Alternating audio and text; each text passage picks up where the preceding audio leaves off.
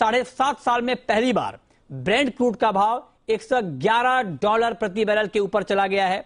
और दूसरी तरफ एमसीएक्स पर पहली बार भाव, इतिहास में पहली बार भाव 8,300 रुपए के ऊपर चला गया है, जो कि रिकॉर्ड है। यह भाव अब तक एमसीएक्स पर कभी क्रूड का दिखा नहीं था। नाइमेक्स क्रूड $109 के ऊपर निकल चुका है। तूफानी तेजी है कच्चे तेल में। और अब आप देखिए जो नई वजह है, वैसे तो जब से ये मामला शुरू हुआ है यूक्रेन और रूस का, तब से कच्चे तेल के दाम बढ़ ही रहे हैं। लेकिन कल रात में जो तेजी आई और आज जो सुबह तेजी आई, इसके पीछे तात्कालिक वजह यह है कि रूस और यूक्रेन के बीच पहले दौर की बातचीत बेनतीजा रही, कोई निष्कर्ष नहीं निकला। नतीजा यह हुआ कि यूक्रेन पर रूस का हमला काफी तेज हो गया। और जब यह हमला तेज हुआ तो इस बात की आशंका मार्केट में बहुत ज्यादा बढ़ गई है कि ग्लोबल मार्केट में रूस से कच्चे तेल की सप्लाई घट सकती है, जिसकी भरपाई शायद बाकी जगहों से ना हो पाए, और इसीलिए मार्केट रुकने का नाम नहीं ले रहा है। हालांकि अंतर्राष्ट्रीय ऊर्जा एजेंसी ने यह बात कही कि इमरजेंसी जो रिजर्व है उससे 6 करोड़ बैरल की सप्लाई क्रूड की जाएगी, लेकिन फिर भी मार्केट को भरोसा नहीं हो रहा है कि सप्लाई नॉर्मल हो पाएगी, लिहाजा मार्केट रुकने का नाम नहीं ले रहा है। दूसरा जो बड़ा डेवलपमेंट है क्रूड के लिए वो ये कि आज ओपेक प्लस की मीटिंग है, लेकिन जो मार्केट सोर्सेस है वो बता रहे हैं कि शायद ओपेक प्लस इस बैठक में ज्यादा उत्पादन बढ़ाने का फैसला ना करे। जो 4 लाख बैरल बढ़ोतरी का पहले का फैसला है उसी को कंटिन्यू करे। हालांकि ओपेक प्लस के ऊपर दबाव है अमेरिका का, बाकी देशों का कि उत्पादन ज्यादा बढ़ाए, लेकिन शायद ओपेक इस बार भी अपनी पॉलिसी में कोई बदलाव नहीं करेगा। इसके पीछे की वजह यह है कि एक तो क्रूड के दाम बढ़ गए हैं तो उनका मार्जिन वैसे ही बढ़ गया है।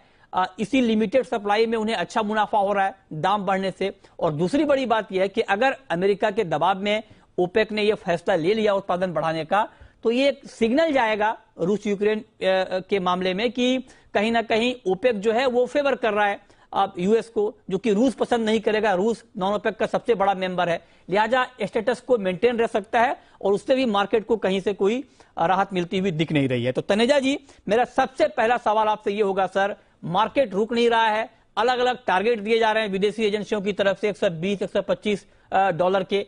अब ताजा घटनाक्रम को देखते हुए आपका आउटलुक है क्या सर? देखिए, इस समय जो स्थिति है वो बेकाबू है। कुल मिलाकर के आप देख रहे हैं, एक तरफ तो पश्चिम के देशों के ऊपर दबाव है वहां की पब्लिक से कि आपने जो सैंक्शंस लगाए हैं उसमें तेल को क्यों एग्जेम्प्ट कर रखा है, तेल को आपने क्यों छूट दे रखी है। तो पश्चिम के ऊपर दबाव पड़ रहा है, खासतौर से अमेरिका पे, जो आपने प्रतिबंध लगाए हैं उसमें तेल को शामिल कर दिए, अर्थात तेल के ऊपर भी सैंक्शंस लगाइए। बहुत दबाव है पश्चिम पे। दूसरी तरफ जो है रूस ने ये कहा है कि भाई जो वो गैस एक्सपोर्ट करते हैं, तेल एक्सपोर्ट करते हैं, आप इससे पहले प्रतिबंध लगाएं, हम अपने यहाँ से प्रतिबंध लगा देंगे, हम आपको नहीं बेचेंगे।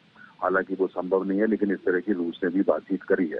इसको लेकर के जो तेल का बाजार है उसके अंदर एकदम हड़कंप मच गया है और इसीलिए आप देख रहे हैं कि तेल की कीमत जो ऊपर जा रही है। मुझे लगता है कि अगर 1-2 दिन के अंदर ऐसी बयानबाजी होती रही या पश्चिम ने ये फैसला किया कि तेल के ऊपर भी प्रतिबंध लगेंगे, फिर जो है कच्चे तेल की कीमत $125 तो बिल्कुल बहुत जल्दी पहुंच जाएगी और उसको कोई रोक नहीं सकता।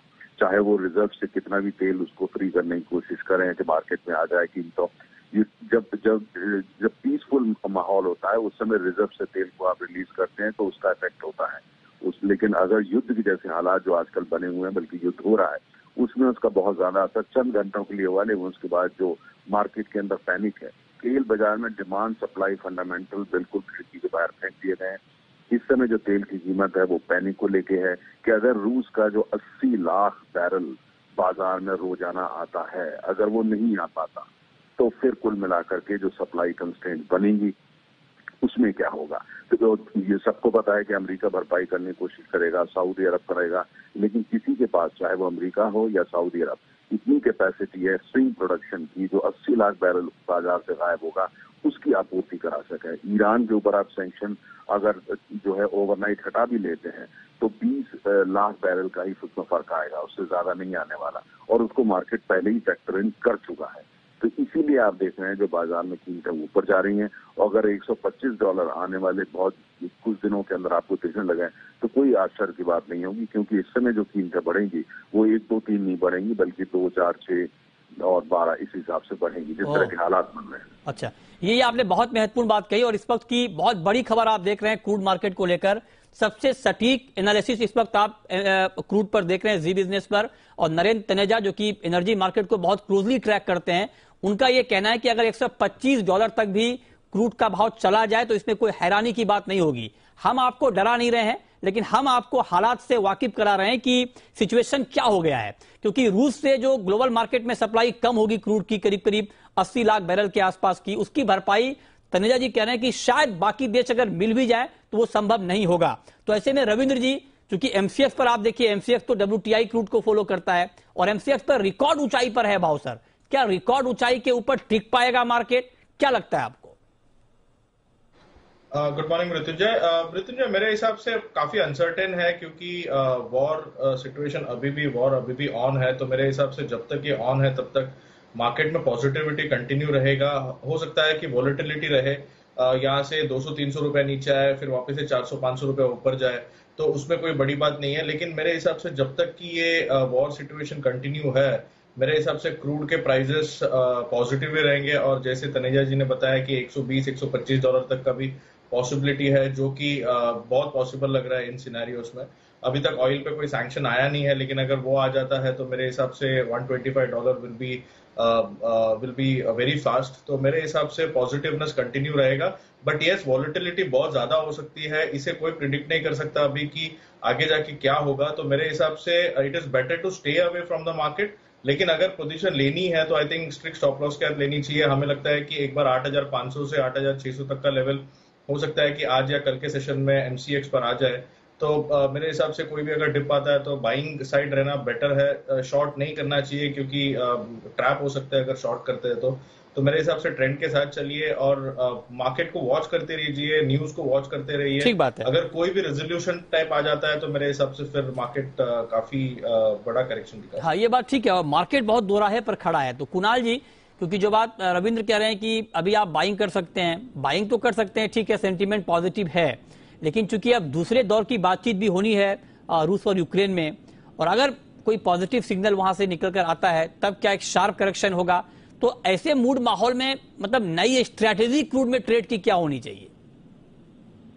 जी, आज जो लास्ट 3 दिन में जो रशिया के ऊपर सैंक्शन लगे हैं, वो रशिया की इकोनॉमी के लिए बहुत ही खराब है, और इससे पुतिन साहब पे ऑलरेडी प्रेशर बन रहा है। हमने ऐसे भी न्यूज सुने हैं कि विद इन रशिया प्रोटेस्ट होना चालू हो गया है against Putin. So no communist leader would like protest at their home. So जैसे रशिया होगा या चाइना होगा, कोई भी कंट्री है, वहां पे विद इन द कंट्री कोई भी ऐसा प्रोटेस्ट होना चालू होता है तो वो लीडर को वो अच्छा नहीं लगेगा। सो मुझे लग रहा है कभी ना आज नहीं तो कहीं ना कहीं पुतिन साहब का थोड़ा रवैया कमजोर होना चाहिए, क्योंकि he can not fight against the entire world. जो पूरी वेस्टर्न आज ओपनली अगर देखेंगे तो कोई कंट्री ने सिवाय चाइना किसी ने भी ओपनली है, चाइना या ईरान जैसी कंट्री है, यही थोड़ा बहुत सपोर्ट करेगी रशिया को।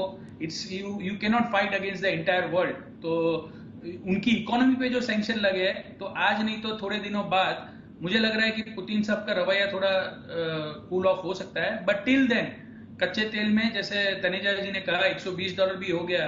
कमोडिटी का एक ही लॉ है, शॉर्टेज का कोई भाव नहीं होता है। हाँ, मैं कमोडिटी को 18 साल से ट्रैक कर रहा हूँ, मैं कोई बोल नहीं सकता है अगर मार्केट में से 8 मिलियन बैरल का सप्लाई चला गया, 10 मिलियन बैरल का सप्लाई चला गया, तो भाई 130 भी हो सकता है, 125 भी हो सकता है। ठीक बात। तो तब तक ध्यान तेजी का है, जब तक कोई सोल्यूशन नहीं आता है तब तक बाय लाइन की रणनीति अपनाइए। ठीक है, 8,300 के आसपास प्रॉफिट बुक कर दीजिए। ओके, तो शॉर्टेज का कोई भाव नहीं होता, ये बात आपने बहुत महत्वपूर्ण कही। तनेजा जी, एक छोटा सवाल आपसे ये पूछ रहा हूं सर कि करीब 3, साढ़े 3, 4 महीने से पेट्रोल डीजल के दाम बढ़े नहीं हैं, और इस दौरान क्रूड के दाम करीब करीब 70% बढ़ गए हैं सर। क्या होगा सर अब यहाँ पर पेट्रोल डीजल में? ये लगता है, देखिए, जो हमारे यहाँ जो बजट, राष्ट्रीय बजट बनता है, उसमें जो एक तरीके से तेल की कीमत आंकी जाती है वो $70-72 आंकी जाती है। और इस बार के बजट की जो मेरे पास खबरें हैं तो 70-72 के हिसाब से और कीमत पहुंच रही है इस समय जो है वो तो 110 को पार कर रही है, और आने वाले समय में 125 भी हो सकती है। तो ये तो पक्का है कि पेट्रोल पंप है जो आम उपभोक्ता के लिए या चाहे वो इंडस्ट्रियल कंज्यूमर हो, सबके लिए कीमतें बढ़ने वाली हैं। मुझे लगता है होगा ये कि भाई अब आज 5-6 दिन बाद देखेंगे कि ये पेट्रोल डीजल की कीमतें भी बढ़ेंगी। सरकार, केंद्र सरकार हो सकता है, मुझे लगता है तो इनके पास भी विकल्प नहीं होगा, एक्साइज को कम करेगी राज्य सरकारों से कहा जाएगा अपने टैक्सेस आप कम करिए।